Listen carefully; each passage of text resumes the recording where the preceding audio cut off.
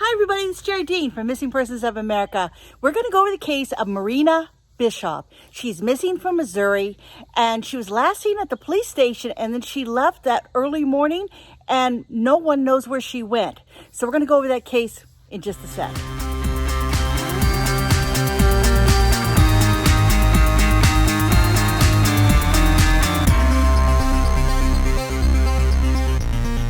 Marina Bischoff, 39. She's gone missing from the Kansas City, Missouri area. Now, what makes this so unusual is that she was in police custody just before she went missing. So on May 27th, she crashed her car and the police were called. She left the scene, but she returned. And when she returned, she was very apologetic for what happened, told the police that she had been drinking. They arrested her and took her in for a DUI. But this is what the media is saying. But according to Marina's sister, who actually traveled to the police station to talk to the police about what happened, she's got a whole different story to tell you. And I'll go back to that in just a second.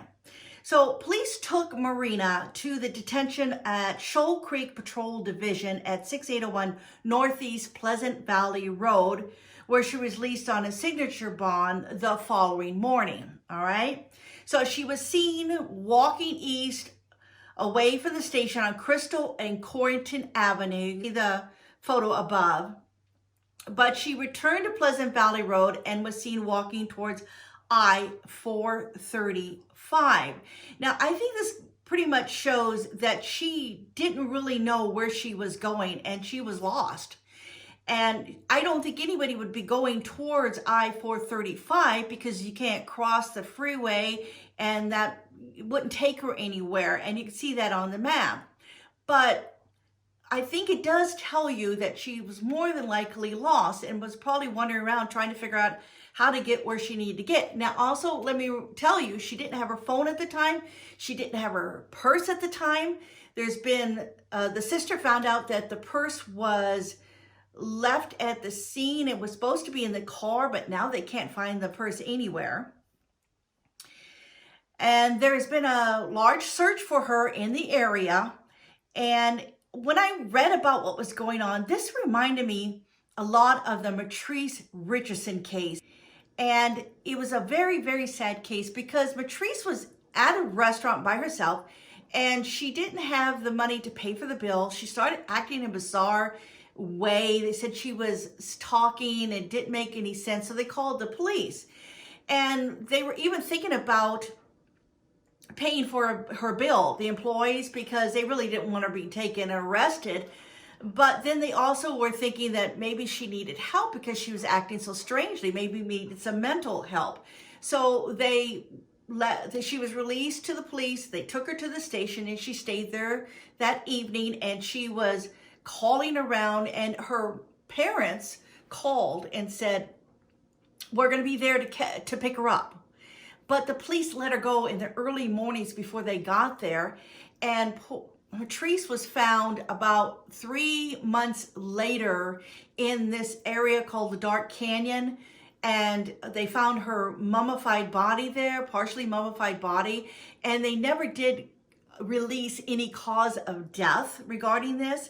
So the things had changed since this case. There was a lawsuit that went on about the way the police had released her early in the morning. It was still dark outside. She had no way to get home or anything. They didn't pass the message on that her parents were coming to get her. So it was a really messed up case. And this case here with Marina is reminding me a lot of it because they released Marina and she had no way, she had no phone, she had no purse, she had nothing, and I don't know what they were thinking, how she was gonna get back to where she was supposed to be, because evidently she didn't even recognize the location that she was at. So now let me go back to Marina's sister's post on Facebook, and I think it really says a lot here, and it doesn't match up with what the media is saying about this. So she goes on and she says, it's Lou Bischoff, and that's Marina's sister-in-law.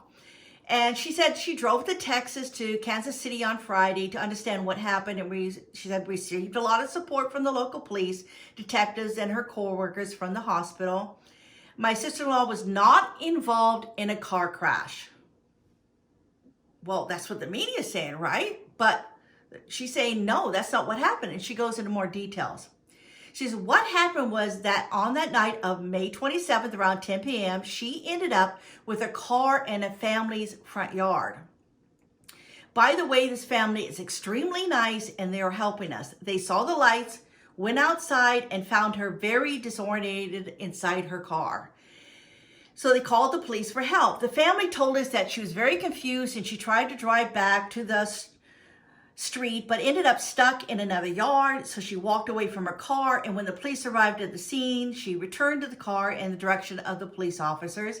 They called the ambulance. She refused to go to the hospital. She said she wanted to go to the police station. Nobody understood the reason why she wanted to go to the police station. But she apologized to the police 100 times and was very confused and scared. And the police, they decided to let her go around 3 a.m. in the morning. 3 a.m. in the morning. According to them, they can't hold someone too long because of COVID-19. That's all right. And my sister-in-law made 3 calls while finishing the paperwork, but the police said they don't have a way to monitor those calls. Although, according to the sister-in-law, they did know that it was a man and a woman that she called, but she hasn't gotten any more information other than that at this point.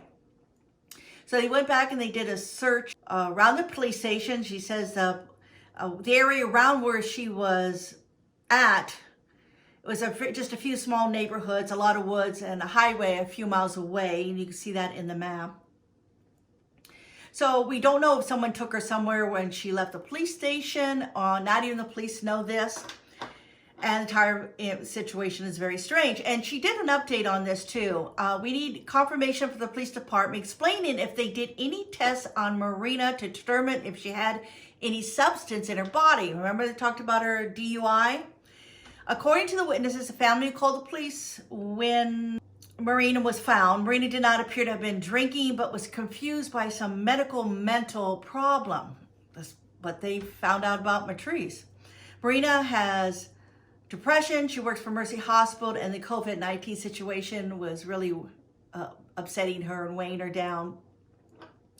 Now, the Detective Caldwell confirmed on Saturday that they did not feel any type of illegal substance, neither drugs nor alcohol, at Marina's house. So I guess they've even gone to her house to check and look and see for clues. All right. And also Detective Caldwell from the PD confirmed to Marina's family and to the 50 volunteers who were helping in the search on Saturday that Marina did not enter the PD carrying any belongings. No cell phone, no money, no keys, her purse, the whole thing was gone. And Marina was using her cell phone 10 minutes before the police arrived at the location of the accident. We'll call it accident. We have confirmation of a person who is in Brazil that we had 10 missing phone calls, all from Marina, and her cell phone still missing, and she has family in Brazil, so that's why that phone call. The family that called the police that night remained in the area of the incident the whole time, watching everything that happened.